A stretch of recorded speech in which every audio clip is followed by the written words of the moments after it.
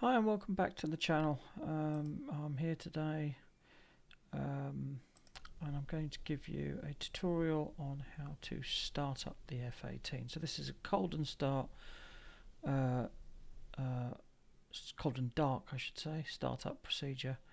It doesn't follow, Navy doctrine, so this is just for game purposes. I've got a few weapons on board, so I'll just configure those, and these are just dumb bombs. So you get a view of Mark 82s and how to put them together in CCIP mode. So I'll just do that, so that's a little bit of an extra.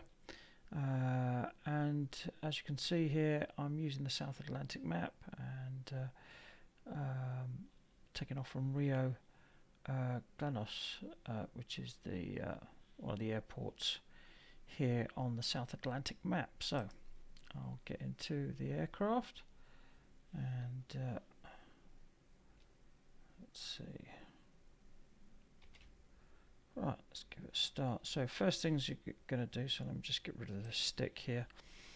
The first thing I do is battery on, and from there on I'll do the APU. Let's move that up a bit. So I'll wait for the green light. I don't bother, you can do a fire test here, but that's following procedure. I'm just getting the aircraft up and running. So there we are, we have the green light from the APU. I do a right hand crank of the right hand engine, and you'll see it's starting to spool up. I'll wait until I get to about 18, and then I introduce the fuel. There we have, got a good light off here.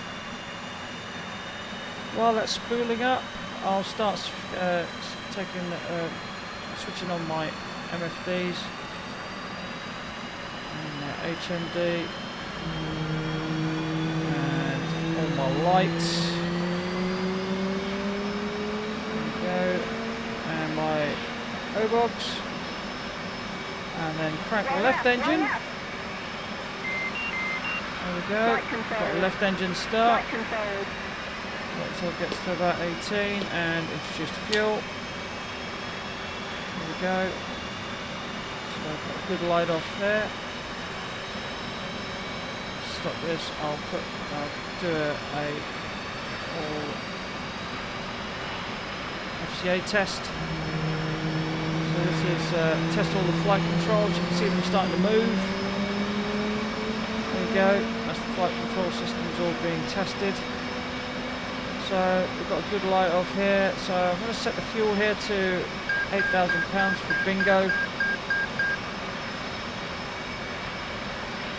Go like that. And what I'm going to do is I'm going to do a left control and C to close the canopy.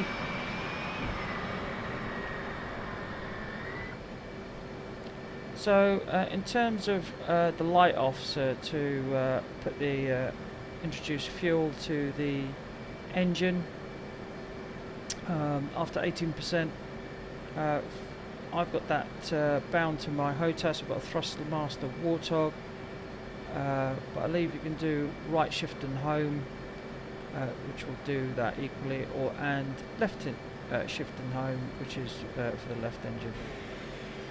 So I'll just start getting my attitude indicator lined up, which is the manual one.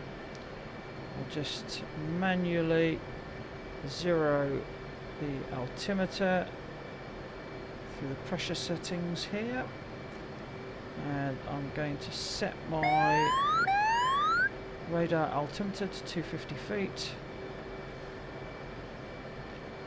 And arm the ejection seat, tighten the straps, formation lights on, position lights on, set the hook bypass to field as we're operating from the land, landing lights and taxi lights on, set the flaps to half.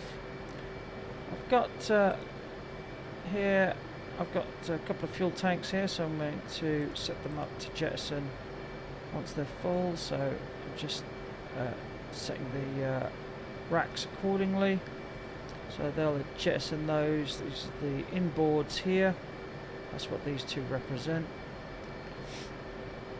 Okay, at this point now, what I'm going to do is put the radar to operate and set the INS to ground, start the alignment. I'll go for stored heading because that's the quickest. And what I tend to do is I then bring the HSI up to the right hand side here. Because I want to switch to this one for my RWR. Now, obviously this is a friendly setting, so it's not really needed, but in combat situations or if I'm going for a mission, I'd do that.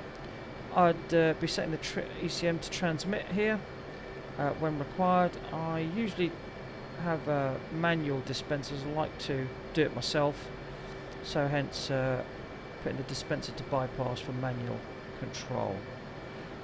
So as you can see, the countdown is occurring for the INS to align. In the meantime, what I'll do is set the SA.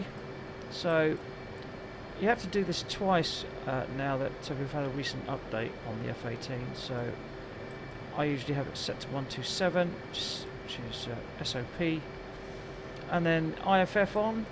That's simpler. On, enter. TACAN if required. Switch the altimeter to radar as we'll be flying low level,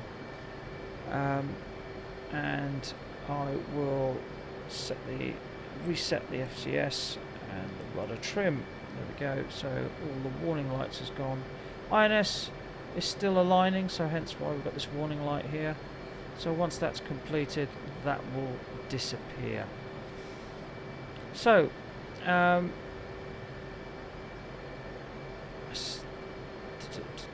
okay, so put the HUD on.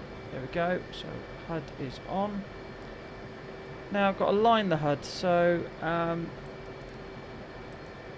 this is again something relatively new, lining the HMD. So press the bit button. Press this displays.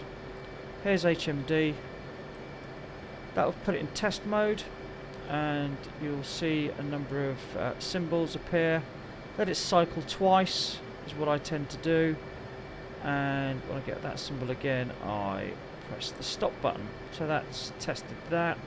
Then I want to align the HMD, so I go to HMD here, switching down here twice. HMD, and you've got a line button. So there we go, and then I'll align the crosses together. So let's do that. So we can just align it. There we go. 1, 2. There we are. We've got line OK, and just fine tune that. There we go. That's done. And click the align button. That's all set up. I tend to also, this is one thing you need to do, mids. So this sets the distance to which you start seeing friendly and bandit or enemy information or unidentified bogies. So on your HMD, so it says it's default set to 35 miles, nautical miles. I set it to 100, so just increase it. 100 is the max. There we go. So we can see things coming from a long way. So click the menu button, click the stores. Now I'm just going to quickly give you a quick tutorial on the 82. Sorry, configuring the Mark 82s. So click on the Mark 82, click mode. So in my case today I'm just going to use CCIP, which is continuously computed impact point.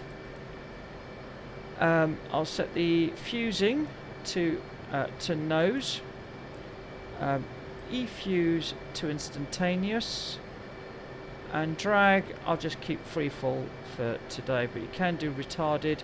Retarded is where you're coming in low level, 300 feet, and you're dropping, so you want to have a retarded drop.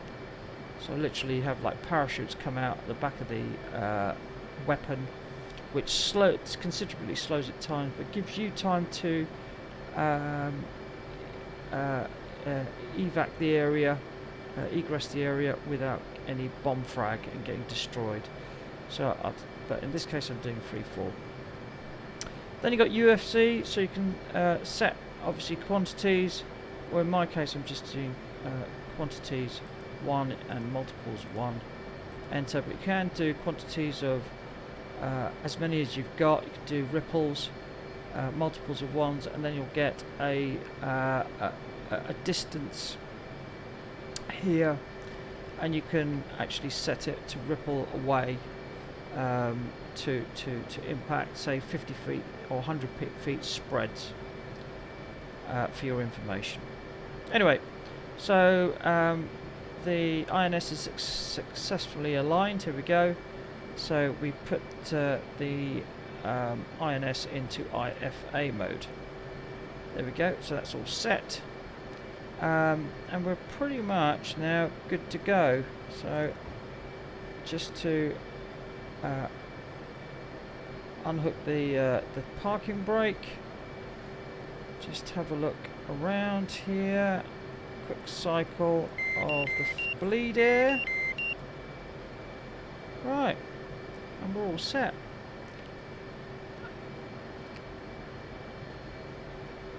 Just have a quick look round the aircraft.